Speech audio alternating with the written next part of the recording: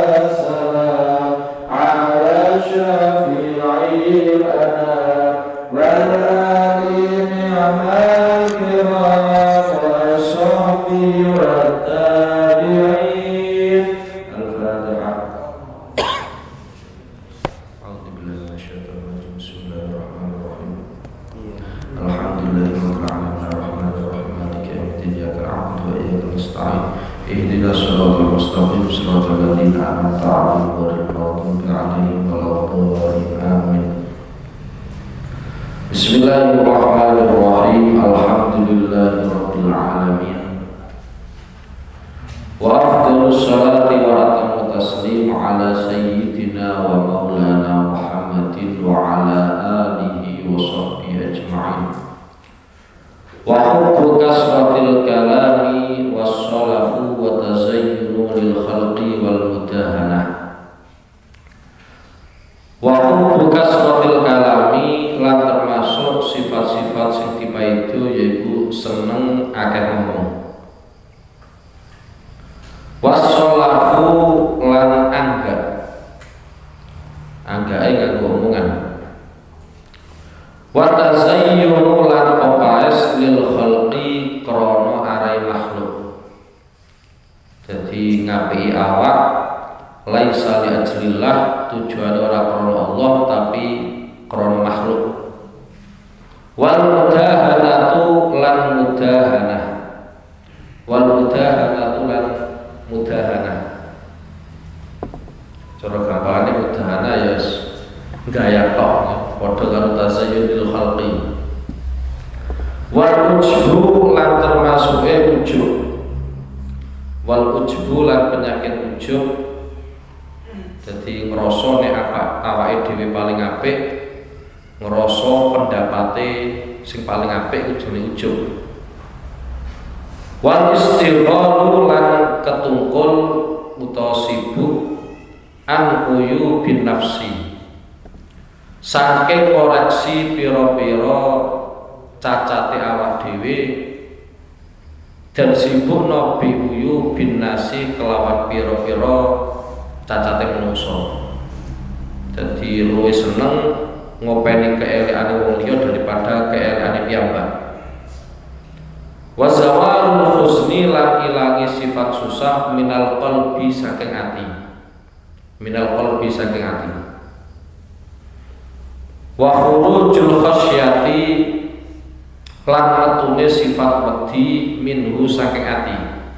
Dadi ora duweni sifat khasyah, ora duweni sifat wedi ning Allah Subhanahu wa taala. Wa syiddatul intisari lan bangete nulung li nafsi marang awa-awaan. Iza nala ing dalem nalikane mekenani ha ing nafsu adzullu apa sifat ino. Dadi nafsune piyambak nek biro tenanan pada saat nafsu tersebut mendapatkan sebuah kehinaan. Wa du'ful iktisari lan lemahe bela lil haqqi marang perkara kang hak. Termasuk sifat sing tekpa itu yaiku nek ora kebenaran perlu dibela kemudian piyambake boten bela. Utawa bela tapi pantes-pantesan tok ora patek tenanan nggih. Wattikhadul ikhwanil alaniyati lan ngalap pira-pira dulur sing ketok. Ala adawati sirri ing atase musuhi perkara sing rahasia utawa perkara sing bagian batin. Cara gampangane nek bagian batin sing penyakiten ora patek diopeni, tapi nek sing fisik kok lara sithik ule ngopenine tenanan nggih. Dadi lara panu ngopenine tenanan. Ati atos ora tau teh opene. Iku jenenge ittikhadu ikhwanil alaniyah ala adawati sir. Wal amnu lan rasa aman min makrillahi saking makare Allah Subhanahu wa taala fisal bima ing dalem dedel perkara. Fisal bima ing dalem dedel perkara utawa ngilangake perkara akto kang paring sinten Allah. Jadi merasa aman bahwa sesuatu yang telah diberikan oleh Allah kepadanya orang mungkin iso diilangi ya. Itu termasuk ngerasa aman dari makarnya Allah Subhanahu wa taala. Pun nggih niki kathah pinten-pinten sifat sing sangat dikecam, dikritik oleh Islam. Mungkin sebagian dari sifat-sifat ini ya nempel dengan awake kita, mulane ya perlu diobati nggih, perlu diobati. Dan mriki di antara yang disebutkan adalah hubbu kasratil kalam. Jadi salah satu sifat yang paling dikritik oleh Islam itu adalah sampean seneng ngomong. Nggih, ora patek seneng ngrungokno tapi seneng ngomong. Itu yang perlu dikritik. Kemudian lagi bagaimana nggih kaitannya dengan ucapan? Karena tidak bisa dipungkiri bahwa kita itu memang diperlukan untuk berbicara dalam kondisi tertentu. Mulane kula nate nerangake salah setunggalipun arane Kanjeng Nabi nggih, arane Kanjeng Nabi untuk orang-orang yang beriman itu adalah mangkana yu'minu billahi wal yaumil akhir falyakul khairan. Wong kuwi nek bener-bener iman dengan Allah, iman kepada hari akhir, maka falyakul khairan. Maka ucapkanlah ucapan-ucapan yang positif. Kemudian kalau memang tidak bisa mengutarakan sesuatu yang positif, kemudian opsi yang kedua, pilihan yang kedua yaitu falyakul khairan auliyasmut utawa meneng sapa wong nggih. Dadi meneng itu adalah tahapan yang kedua kalau memang sampean wis ora iso ngomong apik. Sehingga memang dalam kondisi yang seperti ini kita itu memang diperlukan akeh ngomong. Nggih. Lah iya mosok sing arep apa karnavalan ae wani gawe pengumuman sing arep ngaji kok melempem-melempeman kan yo satu nggih. Dadi kono yo wani ngomong, kene yo wani apa ngomong. Bukan atas nama napa musuhan boten nggih, aja salah paham nggih. Dadi minimal kalau memang sesuatu yang belum jelas baiknya itu berani disuarakan, mestine perkara sing apik ya kuduane apa nyuarakan. Mulane Kanjeng Nabi yo pinter tenan nggih. Jadi dalam tahapan hadis itu mangkana yu'minu billahi wal yaumil akhir falyakul khairan aw liyasmut. Hanya saja ya, sebagaimana keterangan para ulama bahwa fitnah atau bahaya yang ditimbulkan oleh lisan kita itu sangat besar sekali. Bahkan Imam Ghazali itu nate nerangake afatul lisan, bahaya-bahaya lisan itu sampai puluhan. Bukan hanya hitungan satuan boten 1 sampai 9 boten, tapi sudah apa? Puluhan. Mulane Kanjeng Nabi nate ngendikakno wa hal yaqubun nas finnari ala wujuhihim wa fi riwayatin ala manakhirihim illa hasaidu alsinatihim.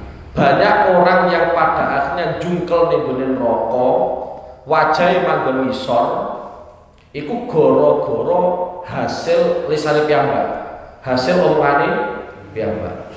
Mulane di antara trike Sayyidina Umar bin Khattab nggih, untuk mengawal lisane piyambak iku seringkali lisane Sayyidina Umar bin Khattab dijeli watu. Sing dijeli piyambake nggih, mboten tiyang sanes.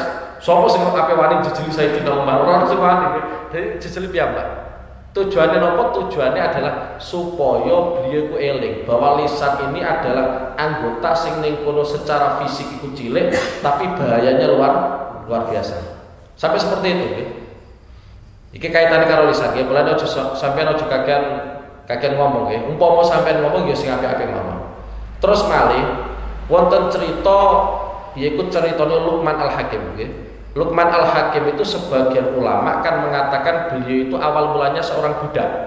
Nggih, awal mulanya seorang budak.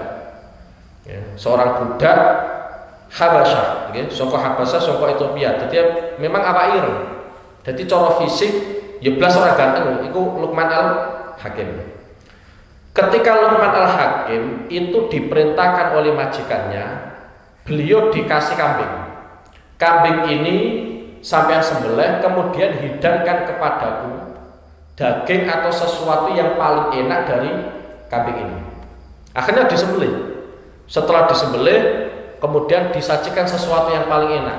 Siji yaiku rupane ati, loro lisan. Siji ati, loro lisan. Wis dua organ itu tok. Siji ati, loro lisan. Kemudian hari berikutnya, ternyata majikannya itu ngutus Luqman Al-Hakim kon nyembelih wedhus. Tapi majikannya itu memerintahkan Luqman Al-Hakim untuk kali ini sampean sajikan sesuatu yang paling tidak enak dari kambing ini untuk saya. Akhirnya dia sembelih kalian Luqman Al-Hakim, dan ternyata yang disajikan kepada majikannya adalah satu ya lisan, dua ya hati. Jadi podo, sing enak ya loro kuwi, sing ora enak ya loro kuwi.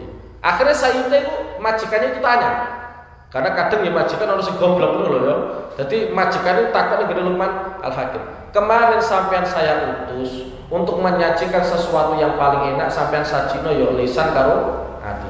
Sekarang sampean saya utus untuk menyembelih kambing dan menyajikan sesuatu yang paling tidak enak. Ternyata yang sampean sajikan juga lisan dan hati ya. Dijawab oleh Luqman Al-Hakim, kalau dua organ ini itu sudah baik, maka seluruh fisiknya itu baik. Tapi kalau dua organ ini kok elek, ya otomatis seluruh jasad kita ya elek. Jadi dari perilaku yang seperti itu saja, ternyata seorang pembantu mampu memberikan mauidhah hasanah kepada sayyidnya.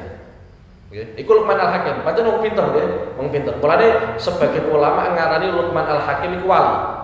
Mayoritas ulama mengatakan beliau adalah wali. Tapi sebagian ulama mengatakan ternyata Luqman Al-Hakim itu seorang nabi. Tapi rata-rata ulama mengatakan Luqman Al-Hakim itu adalah seorang wali nggih.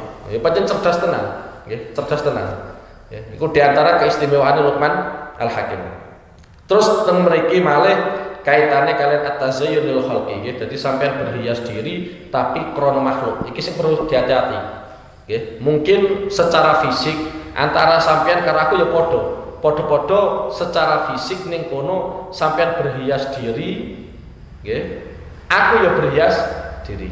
Tapi nanti yang bisa membedakan itu adalah niatnya.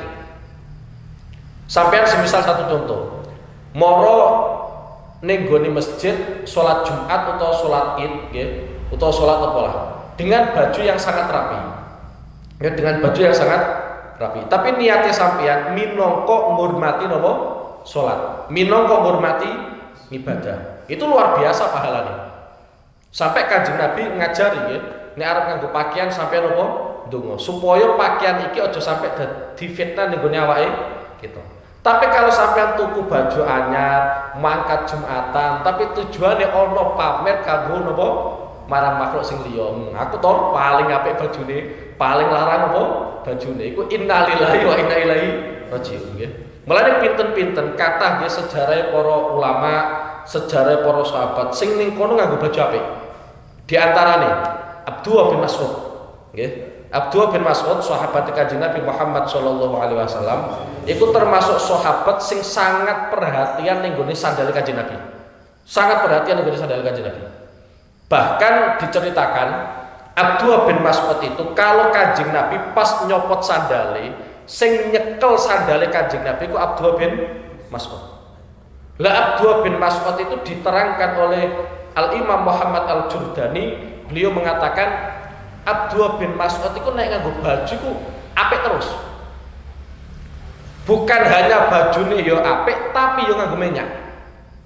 Ketika beliau ditanya, kenapa kamu kok tiap hari bajunya mesti apik wae? Ngono tek minyakan sisan. Tik jawab kalian Abdullah bin Mas'ud, aku nglakoni ngene iki kabeh tujuane ngurmati sandale Kanjeng Nabi Muhammad sallallahu alaihi wasallam. Jadi beliau nganggo baju apik itu karena beliau itu orang yang menjaga selampatnya Kanjeng Nabi Muhammad sallallahu alaihi wasallam. Lah hal yang seperti ini pasti cara Islam sangat dianjurkan menghormati serapat Kanjeng Nabi. Lah kira-kira kita itu punya niat yang seperti ini napa mboten? Di antaranya mana? Imam Malik. Imam Malik bin Anas niku nggadai sebuah kebiasaan yang sangat positif. Beliau kuwi nek ngaji hadis nggih, nek ngaji hadis iku bajune apik. Bahkan diterangno kalian para ulama, seandainya ada seorang raja menggunakan baju yang paling istimewa, Kemudian tek jejerno karo Imam Malik. Mesti nek ono wong durung kenal dan ditanya siapa rajanya, pasti akan menjawab Imam Malik lah yang menjadi seorang raja. Karena dari sisi pakaian luar biasa. Imam Malik itu saking hormati hadis kaya ngono. Imam Malik niku ugi nggadahi kebiasaan kang sae. Dadi nek ana tamu, nggih. Nek ana tamu, terus ditakoki kalian penjaga rumah niki, penjaga rumah ditakoki kira-kira wong iki takok apa? Nek piyambake kok takok fikih, iku spontan. Imam Malik langsung menemui. Tapi kalau orang sowan ning gone Imam Malik kok tujuane pengen ngaji hadis, biasane Imam Malik niku adus dhisik. Nganggo baju sing paling apik, minyak. Semuanya ini dilakukan untuk menghormati hadis Rasulullah Shallallahu Alaihi Wasallam. Kemudian dilanjutkan diantaranya adalah Abu Yazid Muhammad bin Alawi al-Maliki. Beliau nganggo baju yang mewah tenan. Iku minangka ngurmati ngelmu sing digawa beliau. Lah semisal aku nganggo baju sing apik, tapi tak niati krana mulya nang ngelmu sing tak gawa, iku ya luar biasa. Lah sampeyan nek pengen niru ya monggo ya, sampeyan nek pengen niru apa? Monggo nggih. Tapi begitu pula sebaliknya nggih. Nek sampeyan nganggo baju tujuannya ke pameran nggih, tujuannya apa? Pameran. Ya wis siap-siap mlebu neraka mawon. Mulai sampeyan nek hari raya iku sampeyan hati-hati mawon nggih. Mbok piye-piye sampeyan nganggo baju anyar iku hukume sunah nggih, hukume apa? Sunah. Tapi pamer karo tanggane iku hukume haram. Jelas umpama perkara sing sunah tek lawan perkara sing haram, tetep menang sing haram. Nggih. Karepe sampeyan pengen entuk ganjaran malah entuk dosa nggih. Mulane hati-hati nggih wa tazayyun apa lil khalqi. Wal mudahanatu wal ujbu diantarane meneh yaiku ujub. Ujub niku dipun terangake kalian Sayyid Abdul bin Alawi al-Haddad. Ngrasa paling apik, nggih. Sampeyan duweni awak ngrasa paling apik. Ketika mengutarakan sebuah pendapat, sampeyan juga merasa bahwa pendapatnya sampeyan sing paling apik. Itu namanya ujub. Nggih. Lah di antara sesuatu yang merusak seseorang itu adalah wa'ijabul mar'i binafsi. Yaiku wong ngrasa nek awake dhewe niku apa? Paling apik. Mbok piye-piye sampeyan iku tau nglakoni kriminal, dadi ora usah ngrasa paling apa? Paling apik nggih. Pun nggih kaitane kalian ujub. Wal istighalu an uyubin nafsi bi uyubin nas. Yaiku sampeyan ora patek ngopeni epe sampeyan piyambak, gara-gara kesregepen ngopeni epe cacate tanggane. Iki luar biasa iki. Mulane sampai wonten dawuh wa ainur ridho an kulli aibin qalilatun walakin ainu sukhti tubdil masawiya nggih. Dadi mripat wis kadung seneng, maka sesuatu yang cacat dari sesuatu yang disenengi iku ora ketok. Nggih, semisal nisbate sampeyan wis seneng awake sampeyan piyambak. Nggih, seneng awake sampeyan piyambak. Segala kekurangan sing terdapat ning gone awake sampeyan piyambak iku mesti ora ketok. Tapi ketika sampeyan ketemu karo tangga, pas sampeyan gebething tenanan. Lah meskipun kriminal cilik kaya apa, EP cilik kaya apa iku tetep ketok. Lah di antara fitnah kita kabeh yaiku terlalu sibuk ngurusi wong liya sampai kelalen awake dhewe. Padahal kira-kira sampean ku sok bentek hisab, ora kok gara-gara kriminale tanggane, tapi gara-gara kriminale awake dhewe. Mulai di antara prinsip Sayyidina Umar sing senantiasa saya kenang, okay, ketika beliau itu diangkat menjadi Amirul Mukminin, beliau itu kan mengumpulkan keluarganya. Okay, ketika beliau diangkat menjadi Amirul Mukminin, ya, itu keluarganya dikumpulkan. Karena kira-kira Sayyidina Umar punya prinsip, aku iki wis gone rakyat. Berarti sing tak openi yo rakyat. Jadi kira-kira waktu untuk keluarga mesti banyak yang kurang. Sehingga keluarga itu memang benar-benar dikumpulkan. Kemudian setelah dikumpulkan oleh Sayyidina Umar, omongi apa anane, kemudian seluruh keluarga setuju. Itu Sayyidina Umar punya prinsip sendiri. Aku nek rino kok turu, iku umatku, rakyatku sing ora kepenak. Dan itu nanti saya yang dihisap. Okay. Saking khawatirnya beliau, padahal sekelas beliau ya. Jadi aku ku nek rino ora turu, iku gara-gara aku kuwatir nek turu rakyatku ora kepenak. Tapi aku dalu ya ora kudu turu, ora oleh turu. Engko nek aku dalu turu, hake awakku dhewe ku ora entuk. Dadi nek dalu iku qiyamul lail tenanan, nek rino ngopeni rakyat. Iku sekelas Sayyidina Umar. Ngono mawon nggih. Sayyidina Umar itu ketika mau meninggal, beliau menginginkan seluruh yang dilakukan beliau itu menjadi kafafan. Kafafan itu artinya adalah tidak membahayakan beliau, juga tidak bermanfaat pada beliau. Kira-kira karena beliau ketika menjadi pimpinan negara, itu kira-kira hisabnya ya luar biasa. Bahkan satu contoh dari sisi sifat kaya dan miskin, wong fakir iku wis mlebu swarga.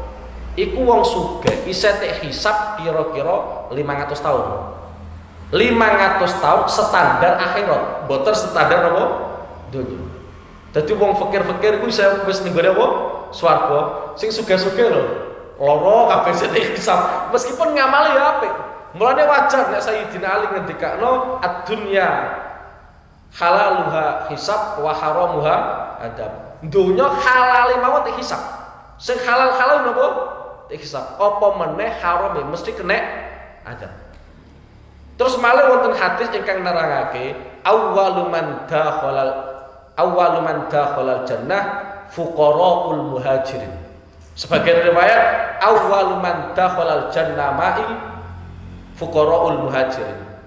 Komunitas yang pertama kali masuk surga bersama aku, yakni bersama Rasulullah sallallahu alaihi wasallam, itu adalah orang-orang fakir dari golongan yang muhajirin, bukan aghniyaul muhajirin, orang-orang kaya muhajirin mboten, tapi fuqaraul muhajirin. Ya, mulai di antara keistimewaan wong fakir itu ternyata mlebu surga paling dhisik. Lah sing apik hisab iku apa? Ora dene apa-apa kok hisab ya. Paling enak wong fakir sombeh tapi saiki ya rekoso tenan. Ning gone itu ya tetep nopo? Rekoso ya. Wal istighalu an uyubin nafsi fi uyubin nas. Wa zawalul husni minal qalbi wa khurujul khasyati minhu. Nggih niki. Dadi ati iki orang rasa susah blas ketika ada aturan-aturan agama yang di situ tidak bisa kita lakukan. Iki wis pancen fitnah iki ya. Wis pokoke fitnah. Mungkin sampai yo ngrasakno, aku yo ngrasakno. Dulu itu orang seperti ini, nggih. Ono wong nggih, seorang ulama besar. Kalau dalam bahasa kitab disebutkan ba'du salaf, sebagian orang-orang salaf. Niku nate piyambake niku ketinggalan jamaah. Ketinggalan jamaah. Niku mawon salatnya sampai tek qodoi sampai ping 17. Salat misa sebagian riwayatnya. Salat misa piyambake goleki masjid diwae ternyata jamaah wis bar gara-gara ketekan tamu. Nggih, gara-gara ketekan tamu. Akhirnya beliau itu ngelakoni sholat isya dalam satu malam tersebut itu 27 kali. Itu saking susah beliau. Wonten malih ulama niku ketinggalan jamaah.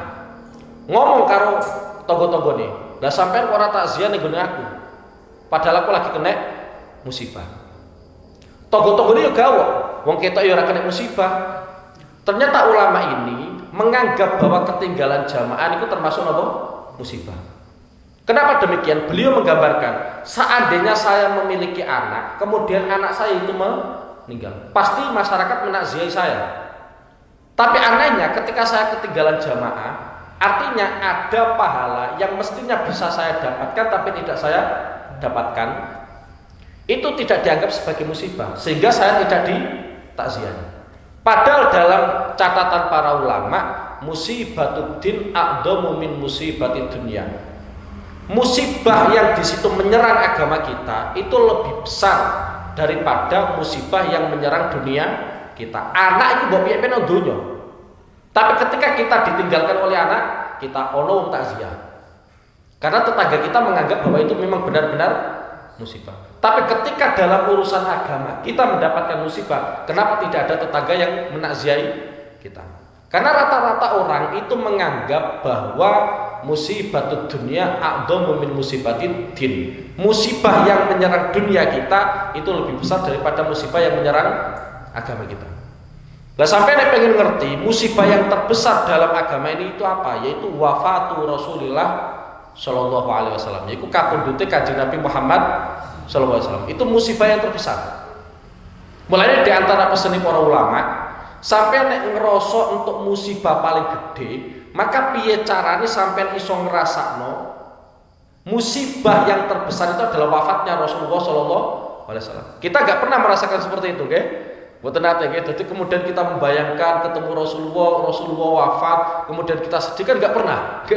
Wong kadang pas sholawat itu cingkrak, jadi itu disampaikan oleh para ulama seperti itu.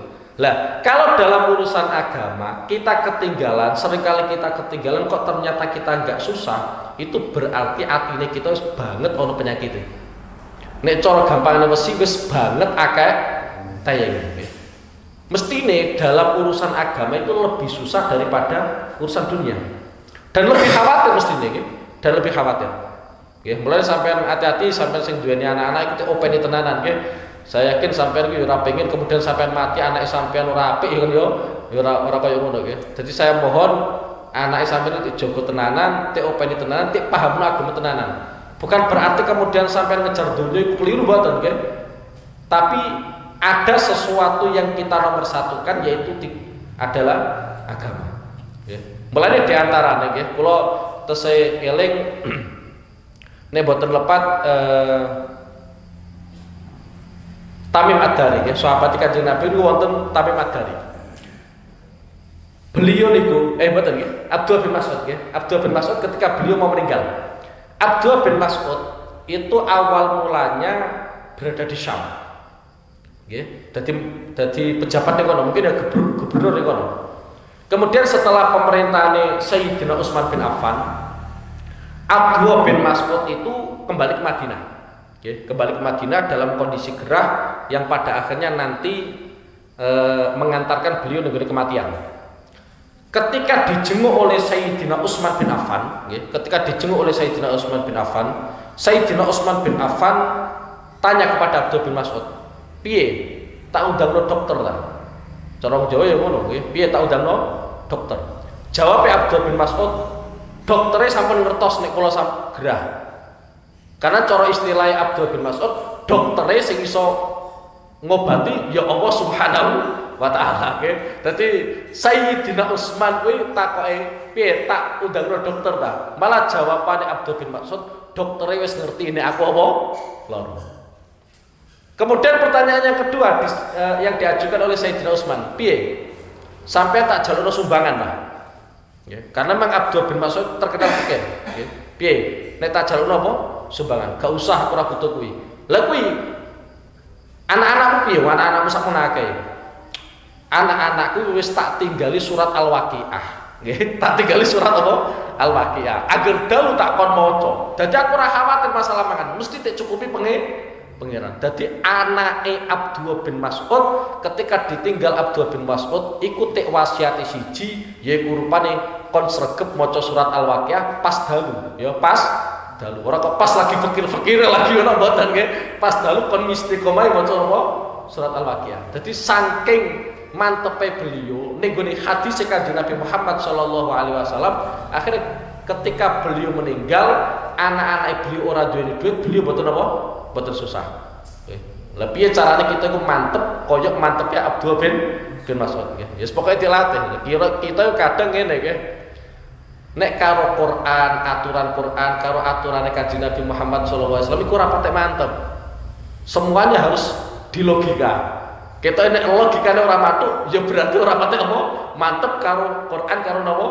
Hadis Kanjeng Nabi. Itu kan repot nggih. Dadi wong kudu mantep karo Quran, kudu mantep karo apa? Hadis. Ya supaya kudu mantep. Keranten apa nggih? Iku mesti bener. Nggih, mesti bener dan mesti menyelamatkan. Wonten hadis niku ingkang nerangke ngeten nggih. Saya lupa bahasa Arabnya nggih, tapi yang jelas artinya saya masih hafal. Sesuatu yang menyelamatkan umat-umat yang awal, yakni kalangan sahabat, kemudian tabi'in, itu pula yang menyelamatkan generasi akhir. Ada sesuatu yang mampu menyelamatkan generasi-generasi awal dari umat Kanjeng Nabi Muhammad Shallallahu Alaihi Wasallam. Dan sesuatu tersebut itulah yang menyelamatkan generasi-generasi akhir. Lah kalau kita amati sejarah para sahabat, sejarah para tabiin, sejarah para tabiin, iku kumantile ning gone Quran, kumantile ning gone hadis, iku luar biasa. Jadi kita bayangkan satu contoh ya. Kenapa para sahabat itu dalam peperangan rata-rata menang? Karena mereka mengedepankan agamanya daripada urusan dunianya. Lah kita bayangkan satu contoh di antaranya Sayyidina Umar. Ketika memimpin negara itu banyak negara-negara tetangga yang ditaklukkan oleh Sayyidina Umar bin Khattab. Tapi anehnya zaman akhir semuanya itu dilogika. Seolah-olah kalau tidak sesuai dengan logika apa yang disampaikan Rasulullah itu kita ora patek bener. Aja sampe kaya ngono. Mulane sampean bolak-balik tak kandhani bahwa apapun sing tik sampekno Quran, apa wae sing tik sampekno kalian Rasulullah sallallahu alaihi wasallam itu mesti bener nih. Dan mesti menjadi kenyataan. Contoh di antaranya nggih, cara akal jelas ora kok. Kula nate nyeritake Kanjeng Nabi niku nate ngongkon matahari balik ketok meneh. Kanjeng Nabi juga nate matahari kon tengok-tengok, ora berjalan ngetan, ya ora berjalan ngulon. Cerita yang pertama, matahari tekongkon Kanjeng Nabi balik meneh, yaitu pada saat Kanjeng Nabi sare ning gone pupune Sayyidina Ali karomah wajah. Pada saat itu Sayyidina Ali dereng asar. Nggih, dereng asar. Tapi matahari itu senantiasa berjalan. Sayyidina Ali arep buka Kanjeng Nabi gak wani. Jadi Kanjeng Nabi wis salat ngasar, sing Sayyidina Ali dereng salat ngasar. Arep buka Kanjeng Nabi gak wani. Sampai pada akhirnya matahari itu tenggelam total. Berarti wis mlebu maghrib. Nggih, wis mlebu maghrib. Setelah waktu maghrib sudah masuk, ternyata Kanjeng Nabi lebih wungu. Nggih, lebih bangun. Ketika bangun, Kanjeng Nabi takon ning Sayyidina Ali, sampai wis salat ngasar dereng. Nggih, sampai wis salat ngasar dereng. Dadi ono sahabat Kanjeng Nabi kaya ngono. Kemudian Kanjeng Nabi ndonga, "Ya Allah, nek pancen bener Sayyidina Ali iki taat dumateng jenengan, taat dumateng Rasul jenengan, srengenge balekno." Akhirnya srengenge yo munggah meneh saka kulon. Ora kok saka wetan, kesuwen yo, saka kulon neh. Nggih. Ya akhirnya ketok. Ketok. Akhirnya Sayyidina Ali nglakoni salat ngasar. Setelah Sayyidina Ali nglakoni salat ngasar, matahari tenggelam lagi. Jadi nanti wonten peristiwa matahari itu kembali terbit dari arah barat ketika diutus oleh Rasulullah sallallahu alaihi wasallam. Mulane salatnya Sayyidina Ali itu di kalangan ulama itu diperdebatkan. Ya. Perdebatannya adalah sholat ngasare Sayyidina Ali ki qadha apa ada. Soalnya matahari terbitnya saka kulon, ora saka napa? Ora saka wetan. Saka wetan jelas, nggih.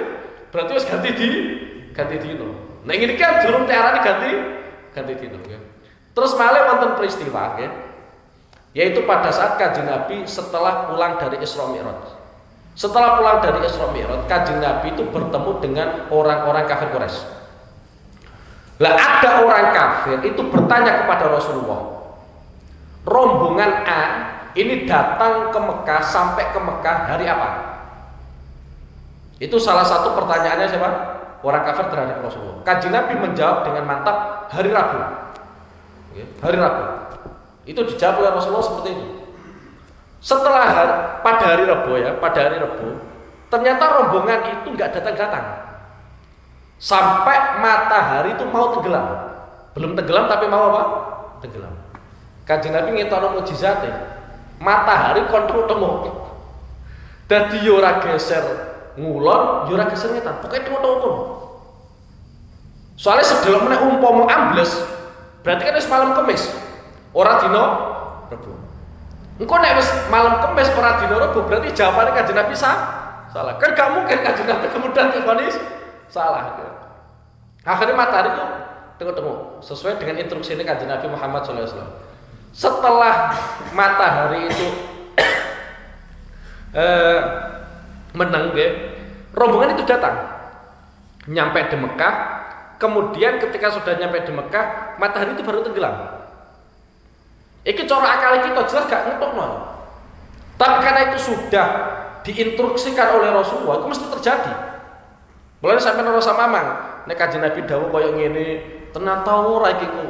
Mosok ngamal entenge kaya ngene kok mlebu swarga. Untuk syafaate Kanjeng Nabi. Ya pokoke sampeyan kudu mantep nggih. Kudu napa? Mantep. Pun nggih, wasyiddatul intisari li nafsi idana la dulu wa du'ful intisar lil haq nggih. Niki ya. Dadi kelemahane kita maneh yaiku nek kita lagi nglakoni kriminal, nglakoni dosa, kita bela tenanan. Padahal jelas kita nglakoni apa? Kriminal. Tapi belone ning gone awak iku luar biasa. Tapi ketika sebuah kebenaran itu ternyata diserang, kita ayam-ayam wae. Ini sebuah ya kemunduran bagi kita nggih.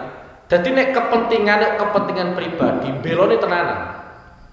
Tapi nek sing injak-injak itu adalah sebuah kebenaran, kita dalam membantu belo ternyata yang belum tenan.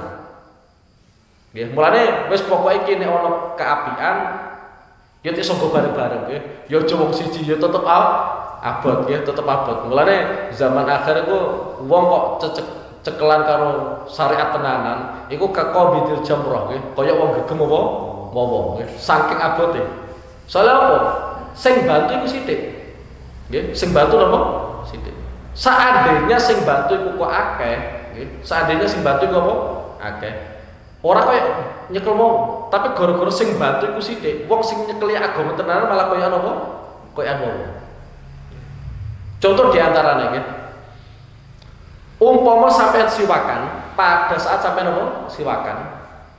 Itu diantara kesunahnya bersiwakan, siwakan dong gini. Nek harus sholat ya, siwakan, bersiwakan terus dong gini. Iki nek kita ora tau ngerti, terus nyawang ana wong model kaya ngono, iku mesti dianggap aneh. Iku lha opo ngono ya. Gus Rofi iku lha opo malah kembar tukang. Padahal itu sebuah kesunahan ya. Jadi tedawona kalian Banawi Banten ya, di antara kesunahan ketika kita melakukan siwakan mau sholat ya, itu cara megangnya seperti ini ya. Dipegang kemudian disiwakan, setelah disiwakan kemudian ditaruh di atas kuping sebagian kiwa. Tapi ngilmu ini kan wis ora patek ono ya. Gara-gara sing nglakoni ya ora patek ono, di samping umpama ono sing nglakoni malah dianggap apa? Aneh.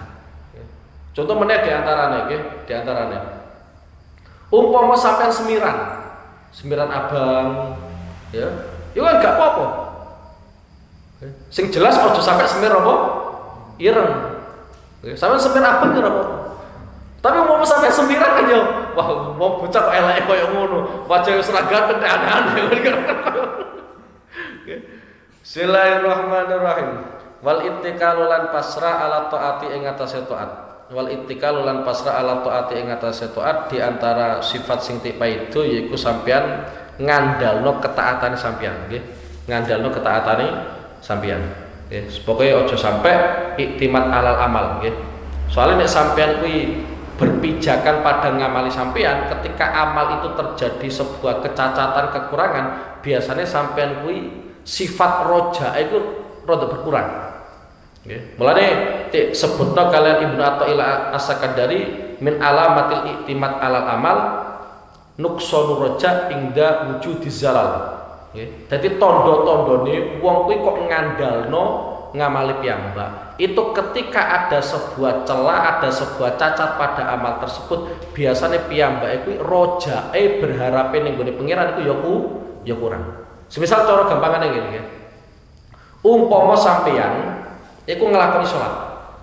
Kemudian sholatnya sampean, ketaatane sampean sing rupa sholat itu sampean andal tenanan bahwa ini memang benar-benar amalku. Biasanya sampean ya iso khusuk. Nggih, sholat maghrib ya khusuk, sholat subuh ya khusuk. Mbah kenapa pada suatu hari ternyata sholat maghrib sampean ora khusuk. Kemudian karena biasanya sampean iku khusuk dan mengandalkan ketaatane sampean, dan sholat maghrib yang sampean lakukan ternyata ono cacate yaiku rupane ilange khusyuk. Akhirnya sifat rojae sampean berharap sampean ning gone rahmati Allah akhirnya berkurang. Mestinya sampean kan ngene. Kita itu bisa sholat ya gara-gara ditakdirno pangeran kita iso sholat. Sehingga ketika kita melakukan sebuah ketaatan yang di situ ada kekurangannya, semisal biasanya khusyuk orang khusyuk, kita punya prinsip bahwa pangeran itu mampu menerima sholatnya siapapun meskipun sholat itu tidak khusyuk. Ini berarti sampai wis ngandalno pangeran, orang ngandalno ngamale sampean. Lah kita itu aneh, yo ora ngandalno ngamal, yo ora ngandalno pangeran.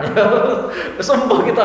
Yo wis pokoke sampean tak pesen kudu ngandalno Allah Subhanahu wa taala. Dadi nisbate umpama sampean biasanya salat maghrib iso khusyuk, ujug-ujug ora iso khusyuk, maka sampean harus mengeluarkan sebuah ilmu yaitu rupane Allah itu mampu menerima salatnya seorang hamba meskipun salat itu ora khusyuk. Sehingga iktimat kita, pijakan kita adalah Allah Subhanahu wa taala, bukan kepada ketaatan yang kita lakukan. Bismillahirrahmanirrahim. Wal makru lan makat. Wal khiyanatu lan khiyanat wal mukhada'atu lan nipu. Wa tulul amali lan sifat tulul amal. Yaiku dawane angen-angen. Dawane angen-angen ya semisal tulul amal kaya ngene iki. Sayyid Abdul bin Alam al-Haddad nanti nerengake kaitannya kalian tulul amal. Tulul amal itu sampean ngerasa umurnya sampean isih dawa terus ya. Iku jenenge tulul amal. Dan itu sifat yang sangat diantisipasi oleh Rasulullah SAW. Bahkan Rasulullah itu nate nyeritakno nisbate aku iku ndangak ning gone atiku iku ketika saya belum ngedono siraku, bayanganku wis mati. Jadi nisbate sampean ndangak durung ini kira-kira wis mati. Ku perasaane Kanjeng Nabi. Artinya apa? Setiap saat ajale wong kuwi akan menjumpainya. Lah mungkin pas sampean ndangak isih urip, bareng sampean dingklukno ternyata Israel teko. Bahkan Kanjeng Nabi kalau mencontohkan di antaranya ketika beliau dahar, kita wis gegem puluhan, durung sampai tekan mulut, ternyata kita sudah meninggal. Lagi namanya kisorul amal. Jadi angen-angennya pendek. Iki sing bener. Tapi nek tulul amal itu pancen sifat sing paling elek. Ya, jadi tulul amal itu diantara sesuatu yang mampu menghalang-halangi kita sregep ning gone napa? Ketaatan. Dan diantaranya meneh ya, sebagaimana yang disampaikan oleh Sayyid Abdul bin Alam al-Haddad, dunia itu mbok piye-piye penuh dengan cobaan. Disebutnya kalian beliau inna dunya usisat alal mihan, bahwa dunia itu didasari atas dasar cobaan. Jadi ning dunia yang mesti untuk cobaan. Napa malih Kanjeng Nabi ngendikake al jannatu hufat bil makarih. Jadi swarga itu dikelilingi oleh sesuatu yang sangat kita benci. Jadi sampai dunia mesti napa? Kangelan. Lah ketika kita melakukan ketaatan, ketika kita mau melakukan ketaatan, sebenarnya itu ada swarif. Swarif itu adalah penghalang. Dari sekian penghalang itu dirumuskan oleh Sayyid Abdul bin Alawiyah al-Haddad, itu ada 4. Siji yaiku rupane sifat bodoh. Kenapa kita tidak mau melakukan ketaatan? Ya karena kita bodoh. Bahkan kadang kita melakukan ketaatan tapi hakikatnya bukan ketaatan, tapi kriminal. Contoh sederhana kayak gini iki. Sampean wudu ternyata sikute ora kena banyu. Kemudian sampean sholat. Sholat itu sampean yakin itu sebagai ketaatan, tapi hakikatnya bukan ketaatan. Kenapa? Karena belum memenuhi syarat. Jadi yang pertama itu adalah sifat bodoh. Mulanya Kanjeng Nabi itu sangat mengecam sifat bodoh. Sampai Kanjeng Nabi ngendikan ad-dunya mal'unatun, mal'unun ma fiha illa dzikru wa alimun wa muta'allimun. Dunya iku mbok piye-piye karaktere dilaknat, te adono saka rahmate Allah. Kemudian dilanjutkan mal'unun ma fiha, segala apapun yang berada di dunia itu dilaknat oleh Allah Subhanahu wa taala, kecuali dzikru, sampean eling Allah. Sing kedua wong alim, sing ketiga wong sing gelem belajar. Jadi sing pertama itu dzikrullah, sampai eling Allah, sing kedua wong alim, sing ketiga wong sing gelem apa? Belajar. Sayyid Abdul bin Alam al-Haddad nerusno, al jahlu wa ahlu madkhulun fit dunya al mal'unah. sifat bodoh dan orang yang memiliki sifat bodoh itu masuk dalam redaksi kata-kata ad-dunya mal'unah, dunya teklak.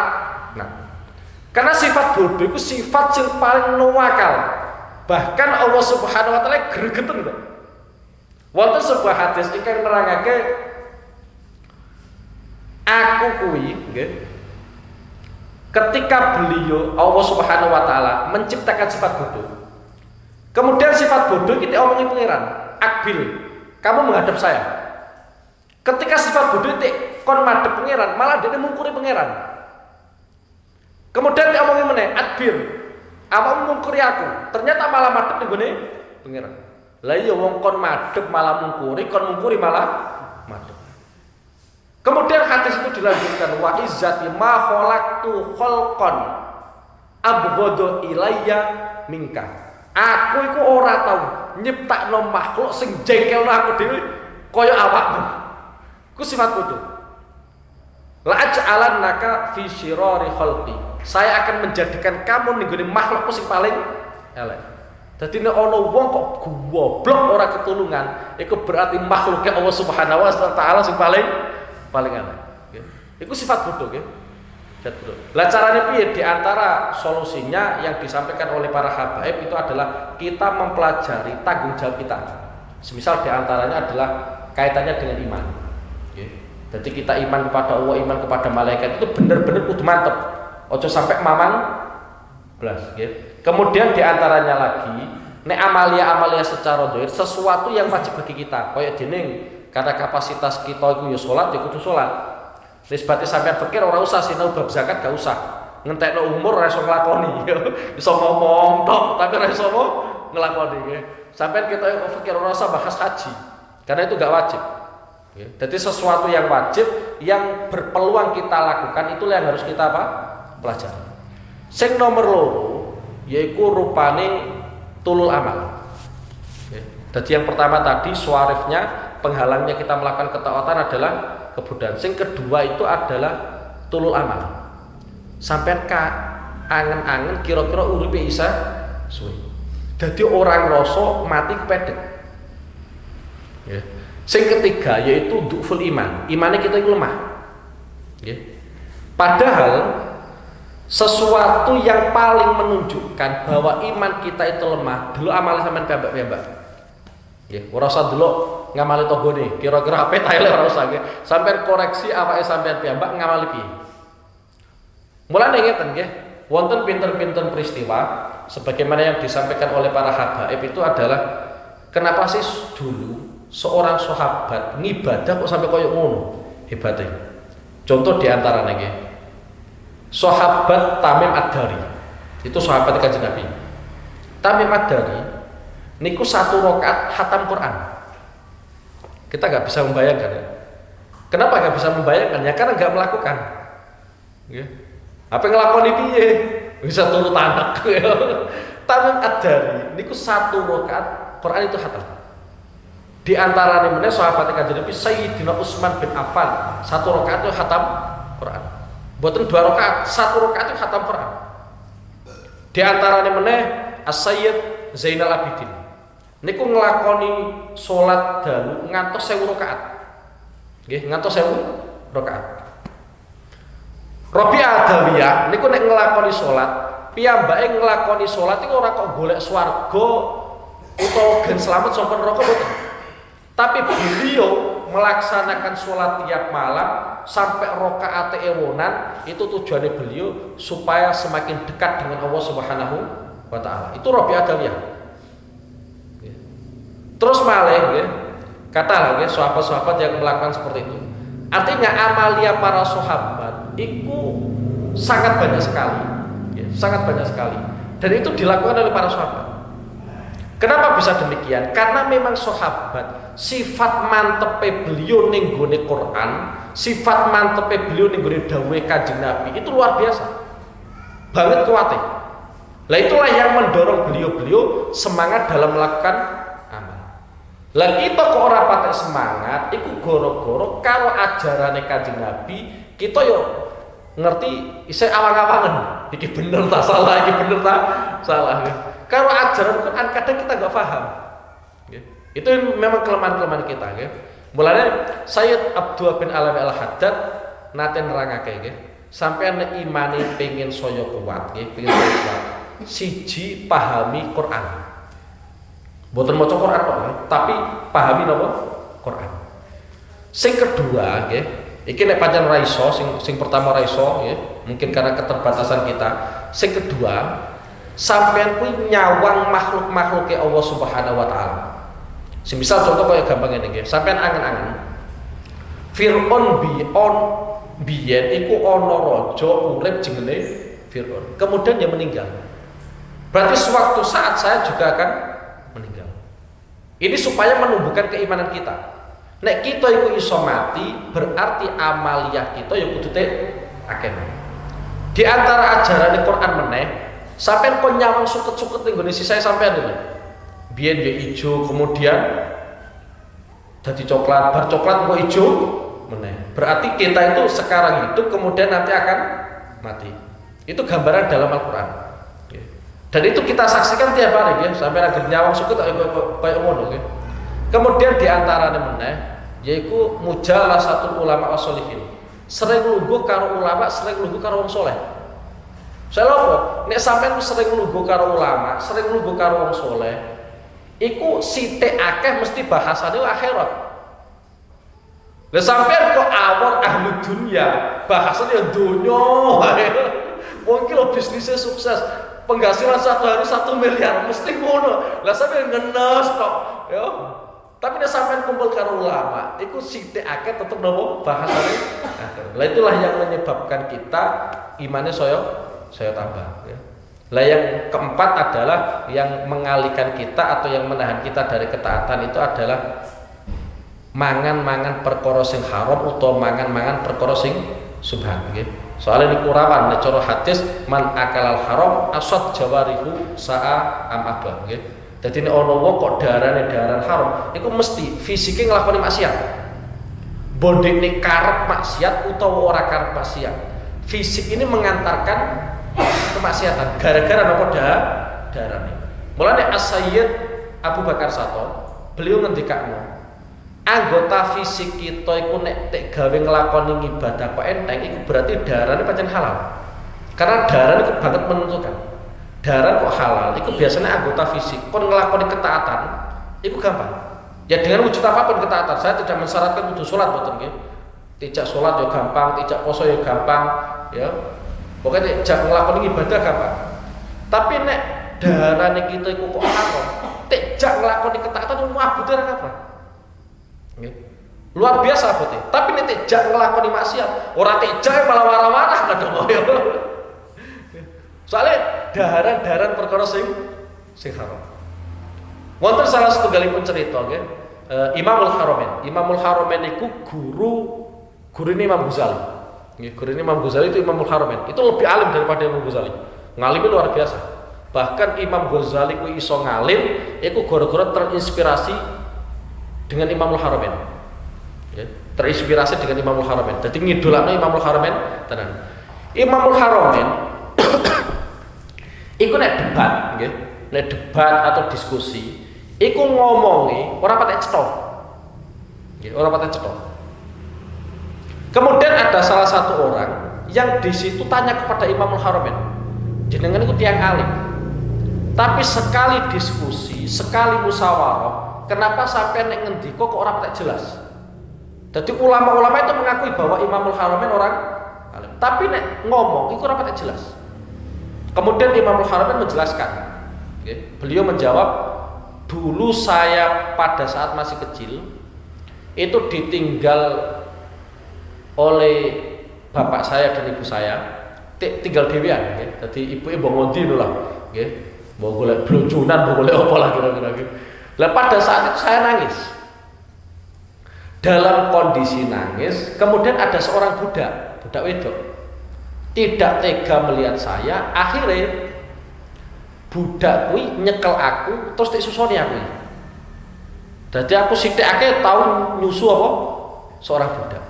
Disusoni karena saking welase napa budak. Tanpa sepengetahuan ayah saya. Ketika ayah saya itu melihat saya sedang disusui oleh seorang budak, spontan saya itu langsung diambil oleh ayah saya, ditarik. Bukan hanya sebatas ditarik, air susu yang masuk ke dalam tenggorokanku itu kon ngetokno kabeh. Tapi jenenge bocah tek susu ini mesti isih ana sisa air susu sing nempel ning gone apa? Lisane sing nempel ning gone gorane. Lah, goro-goro air susu itulah yang menyebabkan saya kuwi nek ngomong ora patek jelas. Iki lagi efek ning gone donya. Apa meneh efek ning gone apa? Akhirat. Ya, dadi pancen bahaya kaitane karo apa? Kaitane karo daharan. Nggih, mulane ulama-ulama dulu itu banget ngati-ngatine kalian apa? Kalian daharan. Karena itu sebenarnya penentu nggih. Kados sing dipun dawuhake Sayyid Abu Bakar Sato tadi nggih. Dadi nek daharane kok ternyata iku haram, awake kon nglakoni maksiat yo enteng. Tapi nek daharan iku halal, tidak nglakoni ketaatan, iku yo enteng. Nggih. Lah wong-wong biyen iku enteng-enteng yo gara-gara apa? Kuwi iki. Ora kok gara-gara terus nek warak terus dadi enteng ya malah abot malah turu. Bismillahirrahmanirrahim. Wal qaswatu lan atose ati. Wal fadhadatu lan tegese atose ati. Wal farahu lan bungah bidunya kelawan donya. Wal asafu lan susah ala fawatiya ing atase pote donya. Wal unsulan nyaman bil makhlukina kelawan pira-pira makhluk. Wal wahsyatu lan gelisah atau gersah li firaqihim krana pisah sangka makhluk. Wal jafa'u lan jotak wa taisu lan ceroboh. Wal ajalatu lan kesusu. Ya, wal ajalatu lan kesusu nggih. Wis pokoke intine sampeyan iku ora usah kesusu meskipun ngeten nggih, karaktere manungsa mesti kesusu nggih. Mulane ning Quran disebutno wa khuliqal insanu min ajal nggih. Manungsa iku pancen desane kesusu. Tapi yang jelas ngeten nggih. Wonten hadis ingkang nerangake al ajalatu minasyaiton. Nggih, al ajalatu minasyaiton. Sampeyan kesusu iku sumbernya mesti saka setan. Nggih, sumbernya saka setan. Illa fi khamsatin, kecuali dalam 5 perkara yang mana kesusu dalam 5 perkara ini termasuk min sunnanil Mustafa sallallahu alaihi wasallam, termasuk kesunahan-kesunahan yang dilakukan oleh Kanjeng Nabi Muhammad sallallahu alaihi wasallam. Yang pertama yaitu kaitannya karo it'amut ta'am. Sampai nek gadahi tamu iku sebisa mungkin secepat mungkin sampai subuh sak duwene dhisik. Ora sing aneh-aneh dhisik, kelemane kita iku wong Jawa sing aneh-aneh dhisik. Kuwatir nek arani fakir. Nggih, iku boten termasuk sunah Kanjeng Nabi. Nek sebate cara gampang ngene, aku mertamu ning gone sampean tanpa janjian. Nggih, tanpa apa? Janjian. Nek sebate sampean gadahi kok toya putih, ya wis ku sugono dhisik. Dene setelah sampean sugoi banyu putih sampean golek-golek monggo. Iku termasuk kesunahane Kanjeng Nabi. Ya, dadi nek ana tamu secepat mungkin sampean siapkan unjukane utawa sampean siapkan daran. Ora usah golek sing aneh-aneh dhisik. Engko malah tamune wis mulai sampean lagi gowo apa? Suguhane malah repot. Ya. Iku boten kesunahane Kanjeng Nabi. Terlalu memaksakan itu bukan kesunahane Kanjeng Nabi. Dadi sing sampean gadahi riyen sampean iku sugono. Nisbate banyu putih ya banyu putih iku dhisik. Setelah itu bojone sampean kon golek mboten napa-napa. Wis. Itu termasuk kesunahan Kanjeng Nabi. Ini kesunahan yang hampir hilang, ya, repotnya rata terang. Sing kedua, yaiku rupane tajhizul mayit. Mula sara mayit. Dadi nek ana wong sing wis jelas-jelas mati, itu segera kemudian ya tek dusi, tek kafani, tek salati dan tek kubur. Ora usah nunggu-nunggu. Nggih. Mesakno mayite. Nggih, mesakno mayite. Kadang ya mesakno kiai ini barang ngundange jam 09.00 gara-gara nunggu keluarga ning nyolatine jam 12. Dadi kiai ini kon cangkruk ning kono. Aja nggih. Dadi itu diusahakan nggih. Dadi tajhizul mayit, mulasara mayit secepat mungkin. Nggih. Kemudian yang ketiga yaitu kaitannya karo qadha udan. Sampai nyauri utang nggih. Nyauri utang secepat mungkin. Ojo sampean endi-endi sesuai aja ketok wong iki ora butuh. Ya ojo nggih, sampean nek wis duwe segera mungkin apa? Sampean sono. Ojo tek tunda. Terus kemudian lagi diantaranya adalah nikahno anak sampean nggih. anak sampeyan iku nek wis ana sing nglamar, ketoke kok agamane ya apik ya, langsung nikah mawon. Nggih. Ora usah ngenteni apa-apa. Lah engko piye alah, malah ya ora sido nikah ya malah. Nggih. Wis pokoke ketoke agar ana sing nglamar, ketoke kok wis cocok ya wis ndang apa? Nikah. Nggih. Soale ngeten nggih, satu contoh sederhana mawon nggih. Ngibadahe wong sing wis nikah tek banding ngibadahe wong sing jomblo iku tidak sebanding. Jauh. Nggih, ganjarane kuwi akeh ngibadahe wong sing wis nikah. Lah iya bayangno le. Wong jomblo nglakoni salat 2 rakaat kok abot itu kriminal cara aku. Tapi ana wong wis duweni bojo, wis duweni anak papat, kok isih sregep tahajud meskipun 2 rakaat itu luar biasa. Wong rinone kerja tenanan, dalu isih salat 2 rakaat. Nggih, mulane ngibadahi wong sing al-mutaahil sing wis duweni napa? Keluarga. Iku luwih istimewa, luwih gedhe ganjaran daripada wong jomblo nggih. Aku ora ngritik sing jomblo iki aku menerangno tok nggih, menerangno tok.